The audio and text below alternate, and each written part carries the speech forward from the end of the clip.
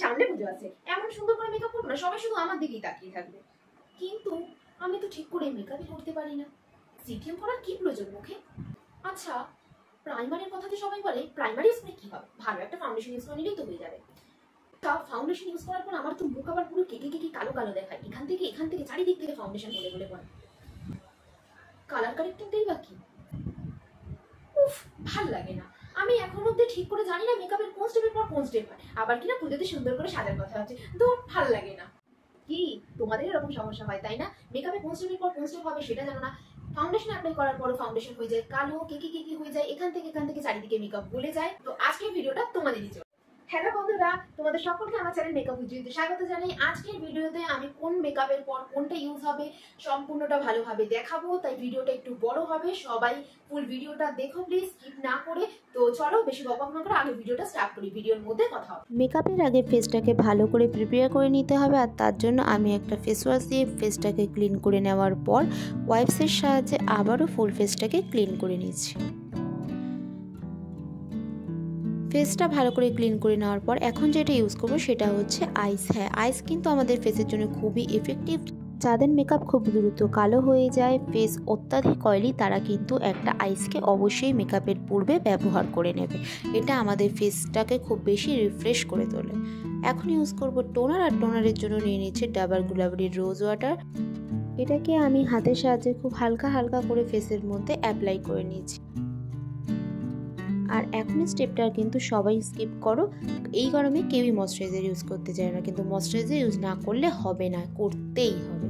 খুব অল্প পরিমাণে ময়শ্চারাইজার নিয়ে ফুল ফেসে ডট ডট করে অ্যাপ্লাই করে নাও, বেশি পরিমাণে অ্যাপ্লাই করার কোনো প্রয়োজন নেই। যেহেতু আমি মেকআপটা করে বাইরে যাচ্ছি না, তাই সানস্ক্রিন অ্যাপ্লাই করলাম না, কিন্তু তোমরা দিনের বেলা এই মেকআপটা করে বাইরে গেলে অবশ্যই ময়শ্চারাইজারের আগে সানস্ক্রিন অ্যাপ্লাই করবে। এখন আমি ফুল ফেসে ইউজ করব প্রাইমার, যেটা আমাদের বেস মেকআপটাকে পারফেক্ট করে তুলবে। আর এখানে আমি মার্সের প্রাইমার ইউজ করছি, খুব অল্প পরিমাণে আমি প্রাইমারটা নিচ্ছি। দেখো, সেটাকে আমি আঙুলের মধ্যে ভালো করে ব্লেন্ড করে নেওয়ার পর যেখানে যেখানে ওপেন পোরসের সমস্যা রয়েছে সেখানে আমি অ্যাপ্লাই করে নিয়েছি। এরপর ফুল ফেসে হালকা করেও অ্যাপ্লাই করে নিলাম।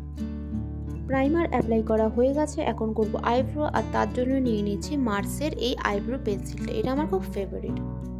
অফ স্ক্রিনে আইব্রো করে চলে এসেছি। এখন চোখের বেস মেকআপ করার জন্য আমি কনসিলার অ্যাপ্লাই করে নিচ্ছি, আর সেটাকে একটা ড্যাম বিউটি ব্লেন্ডারের সাহায্যে অ্যাপ্লাই করে নেওয়ার পর আমি এখানে কালার কারেক্টিং করে নিচ্ছি। কালার কারেক্টিং অনেক রকমের কালার থাকে, তো এর উপরে আমি একটা আলাদা ভিডিও বানাবো, কিন্তু এখন আমি শুধুমাত্র অরেঞ্জ কালার কারেক্টারটাকে আমার চোখের ডার্ক সার্কেলগুলোকে হাইড করার জন্য আঙুলের মাধ্যমে খুব অল্প পরিমাণে নিয়ে অ্যাপ্লাই করছি। তবে এটাকে কিন্তু টোটালি ব্লেন্ড আউট করে দেওয়া যাবে না। এরপর লুজ পাউডার অ্যাপ্লাই করে নিচ্ছি।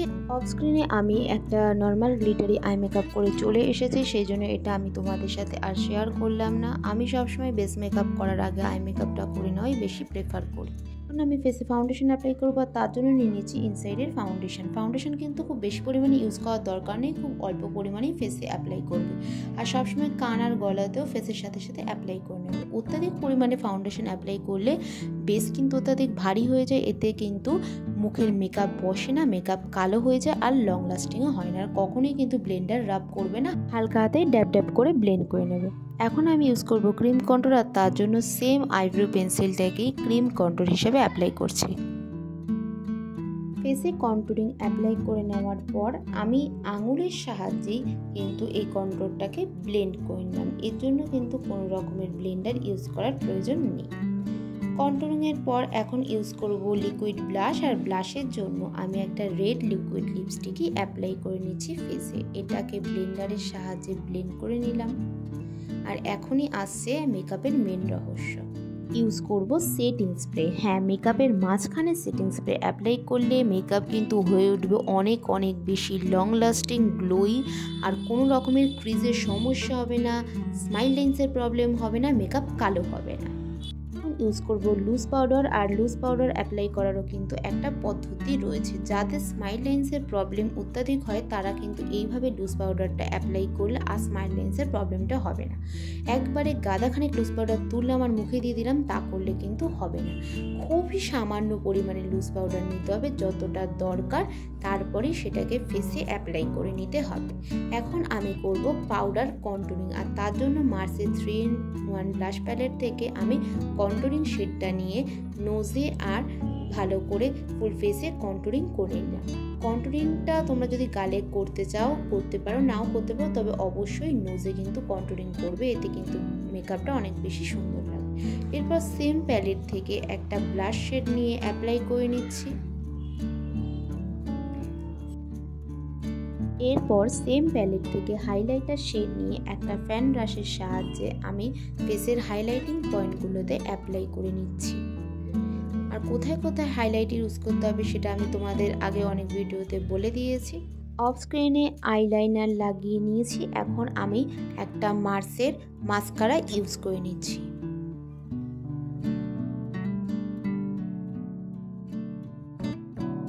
মাস্কারা অ্যাপ্লাই করা হয়ে গেছে। এখন একটা ব্রাশে হালকা একটু ব্লু কালার শেড নিয়ে আমি চোখে ওয়াটার লাইনে স্মাচ করে নিলাম।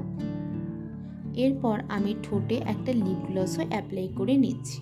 আর লুকটাকে আরও বেশি এনহ্যান্স করার জন্য NYB এর একটা হোয়াইট কাজল অ্যাপ্লাই করে নিচ্ছি। চোখে কাজল অ্যাপ্লাই করা হয়ে গেছে, আর আমি একটা ফ্ল্যাট ব্রাশে হাইলাইটার নিয়ে ব্রো বোন, চোখের ইনার কর্নার আর ঠোঁটের মিডিলে হালকা করে অ্যাপ্লাই করে নিচ্ছি। এখন আমি সেম সুইস বিউটির মেকআপ ফিক্সারটা দিয়ে কিন্তু ফুল ফেস মেকআপটাকে লক করে নিলাম। এরপর ড্যাম বিউটি ব্লেন্ডারটা হালকা করে মুখে প্রেস করে নিচ্ছি, এতে কিন্তু মেকআপটা অনেক বেশি ফ্ললেস হয়। আর এই স্টেপটা কিন্তু তোমরা অবশ্যই ফলো করবে। আর এখন আমার ফুল ফেস মেকআপ ডান।